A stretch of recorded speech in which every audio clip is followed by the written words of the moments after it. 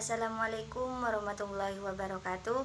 Perkenalkan, nama saya Siti Maryam, NIM E2019-2115 dari kelas Ekonomi Syariah 3. Di sini saya akan menanggapi sebuah video dari Bapak Abdul Wadud Nafis selaku dosen Ekonomi Makro Islam yang berjudul Kebijakan Fiskal dalam Perspektif Ekonomi Islam. Yang pertama, saya akan menjelaskan apa itu kebijakan fiskal.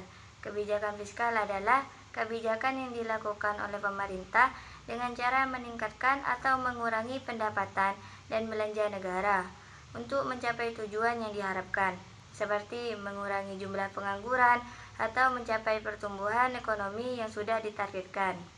Jadi, fiskal ini digunakan untuk menjelaskan bentuk pendapatan negara yang dikumpulkan dari masyarakat dan oleh pemerintahan negara. Dianggap sebagai pendapatan lalu digunakan untuk pengeluaran dengan program-program untuk mencapai pendapatan nasional, produksi, perekonomian, dan digunakan juga sebagai perangkat keseimbangan dalam perekonomian. Selanjutnya adalah tujuan kebijakan fiskal. Tujuan utama dikeluarkannya kebijakan fiskal adalah untuk menentukan arah, tujuan, sasaran, dan prioritas pembangunan nasional serta pertumbuhan perekonomian bangsa. Adapun tujuannya yang pertama, mencapai kestabilan perekonomian nasional. Yang kedua, memacu pertumbuhan ekonomi. Yang ketiga, mendorong laju investasi. Yang keempat, membuka kesempatan kerja yang luas. Yang kelima, mewujudkan keadilan sosial.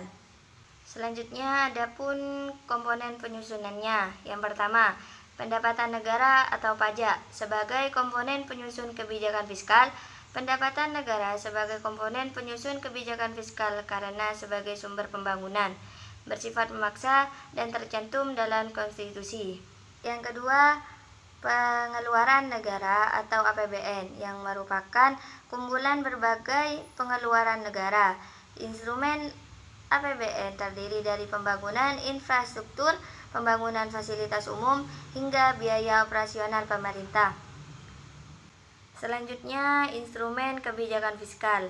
Instrumen kebijakan fiskal merupakan pengeluaran dan pendapatan pemerintah yang berkaitan erat dengan pajak. Asumsinya, bila tarif pajak diturunkan, maka kemampuan dari daya beli dalam masyarakat akan meningkat otomatis, serta industri pun dapat meningkatkan jumlah penjualannya, dan begitupun sebaliknya. Selanjutnya, fungsi kebijakan fiskal bagi negara. Yang pertama, memperlancar rencana pengembangan jangka panjang dengan melakukan kebijakan fiskal. Negara bisa menjalankan rencana pembangunan dan pengembangannya. Contohnya adalah dalam pembangunan infrastruktur untuk memicu pertumbuhan ekonomi. Yang kedua, menciptakan kestabilan ekonomi. Kondisi inflasi atau krisis harga bisa membuat kondisi ekonomi negara buruk. Untuk memperbaikinya, negara berwenang untuk melakukan kebijakan fiskal seperti menaikkan atau menurunkan pajak.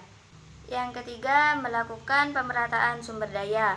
Kebijakan bisa membantu negara untuk melakukan pemerataan menjadi fasilitas untuk rakyat. Fasilitas tersebut bisa berupa umum, pelayanan kesehatan, atau jaminan sosial. Itu saja yang dapat saya sampaikan. Kurang lebihnya saya mohon maaf. Assalamualaikum warahmatullahi wabarakatuh.